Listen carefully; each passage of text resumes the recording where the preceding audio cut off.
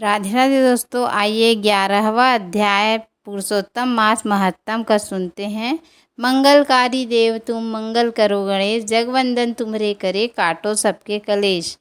ऋषि पुत्री को श्री शिव जी का वरदान किस प्रकार मिला, आइए जानते हैं। बोलो श्री हरि विष्णु भगवान की जय।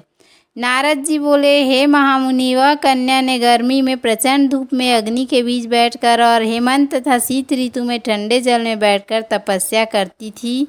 उसका मुख जल में कमल के समान तथा सिर के बाल फैलकर शेवार मंजरी से घिरे हुए जल में शोभायमान लगते थे। वह बाला वर्षा ऋतु में खुले मैदान में वर्षा के जल को अपने शरीर पर लेती थी। भोजन के स्थान पर दोनों समय वह कोमलांगी केवल धुआं पीकर रह जाती थी। देवता जी से कठिन समझते और ऋषिगण जिसकी प्रशंसा करते थे। ऐसे तप क्रम में उसे 9000 वर्ष बीत गए। तब पार्वती पति भगवान शिव उसकी तपस्या से प्रसन्न हुए और वहां आकर शीघ्र दर्शन दिए। शिव जी के दर्शन कर वह बाला शीघ्र ही खड़ी हो गई। तपस्या तथा प्रसन्नता के कारण कृष्ण देव भी हष्टपुष्ट दिखने लगे। उस बाला ने सिर झुकाकर भगवान शिव को प्रणाम किया तथा भक्ति पूर्वक इस प्रकार स्तुति करने लगी। इस प्रकार मन और वाणी से उस तपस्विनी ने महादेव जी की प्रार्थना की। उसकी प्रार्थना को सुनकर तथा उग्र तप से प्रसन्न हुए भगवान शिव जी बोले, हे भद्रे तपस्विनी, तुम दुखी मत हो। जो भी तुम्हारी मनोकामना हो वह हमसे मांग लो, मैं तुमसे प्रसन्न हूँ। हे राजन, इसको सुनकर वह कुमारी आनंद में डूब गई और सदा शिव से बोली, हे दीनानाथ, आप अगर प्रसन्न हैं तो मुझे पति दें। मुझे पति मिले, मुझे पति दीजिए। मुझे पति की कामना है, पति दीजिए। तब उस बाला से शिव जी बोले, हे मुनि कन्या, तुमने मेरे सामने अपने मुख से 5 बार पति शब्द कहा, इसलिए तेरे 5 पति होंगे और वे शूरवीर, धर्मों के ज्ञाता, साधु एवं सन्यासियों के समान रहने वाले, सत्यवादी, पराक्रमी, यज्ञकर्ता, गुणों के कारण प्रसिद्ध, इंद्रियों को वश में रखने वाले राजा होंगे।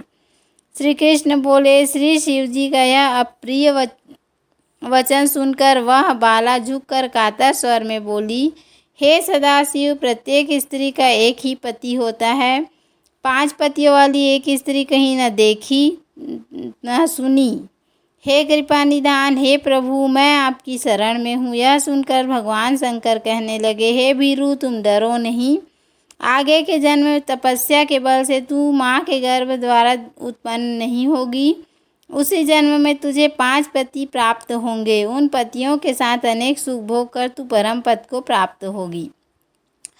शिव जी ने आगे कहा, हे पुत्री, पुरुषोत्तम मास तो भगवान का प्यारा महीना है। तूने पुरुषोत्तम मास की निंदा की, अनादर किया, अपमान किया। तूने संसार में पूज्य इस मास का व्रत का पालन विधि विधान से नहीं किया, इसी से दुख पाती हो, सो तूने उसका फल पाया। श्री कृष्ण भगवान ने अपना ऐश्वर्य प्रदान करके इसे अपना बनाया है। ब्रह्मा आदि देवता, मुनि, नारद, ऋषि तथा मैं जिसकी आज्ञा पालन करते हैं उसकी आज्ञा भला कौन टाल सकता है। कहकर भगवान शिव तो अंतर्ध्यान हो गए और वह बाला झुंड से बिछुड़ी हिरनी के समान चकित खड़ी रह गई। बोलो श्री हरि विष्णु भगवान की जय। बोलो पुरुषोत्तम मास की जय।